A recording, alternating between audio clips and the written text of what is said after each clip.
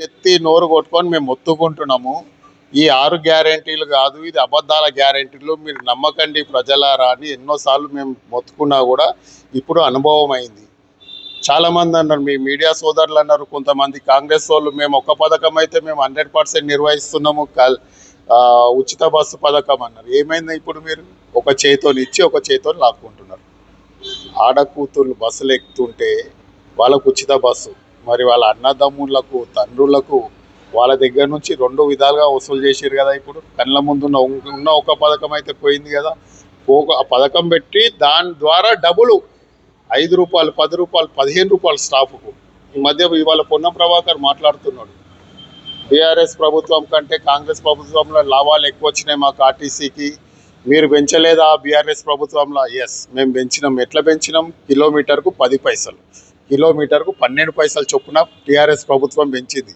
అంతేగాని ఒక్కొక్క స్టాప్కు 10 రూపాయలు, 15 రూపాయలు, 20 రూపాయలు, ఇంత అన్యాయంగా విచ్చలవిడిగా దోచుకోవడమా?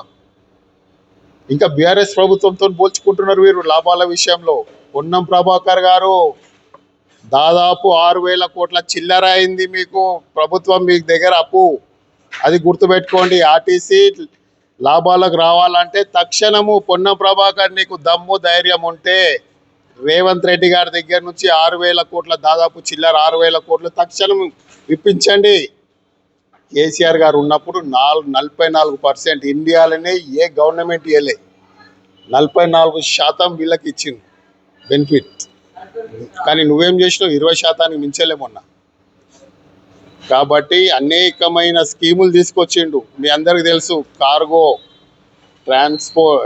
కొరియరు, పార్సల్ సర్వీస్, దీని ద్వారా ఆర్టీసీని ఒక ఉన్నతమైన సంస్థ హోదాకు తీసుకెళ్లిన ఘనత బీఆర్ఎస్ కేసీఆర్ ప్రభుత్వానికి దక్కింది. కానీ మీరేం చేసిండ్రు? మొత్తం అప్పుల కూబిలో. అరే అంతవరకు ఎందుకండి? ప్రభుత్వంలో విలీనమని కేసీఆర్ గారు సంతకం చేసిండ్రు, దాని మీద కూడా ఇప్పటికీ సమీక్ష నిర్వహించలే. ఆర్టీసీ మీద ఒక సమావేశం లేదు. వాళ్ళ కరుపులు కొడుతున్నారు మీరు.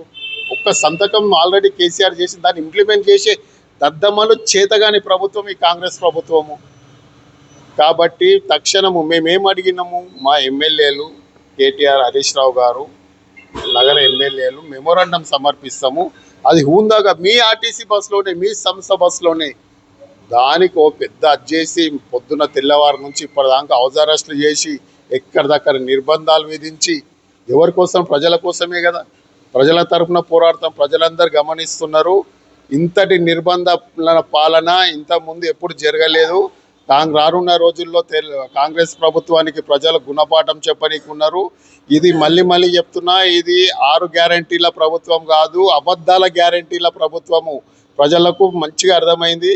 ఉన్న ఒక పథకాన్ని కూడా నీరు గారు చేసిర్రు, ప్రజల పొట్టగొట్టిరని సందర్భంగా నేను ప్రభుత్వానికి హెచ్చరిస్తున్నా. రానున్న రోజుల్లో మీరు ఇప్పటికైనా పెంచిన బస్ ఛార్జీలను తక్షణమే తగ్గించాలని ఈ సందర్భంగా మీ ద్వారా ప్రభుత్వానికి డిమాండ్ చేస్తున్నాం.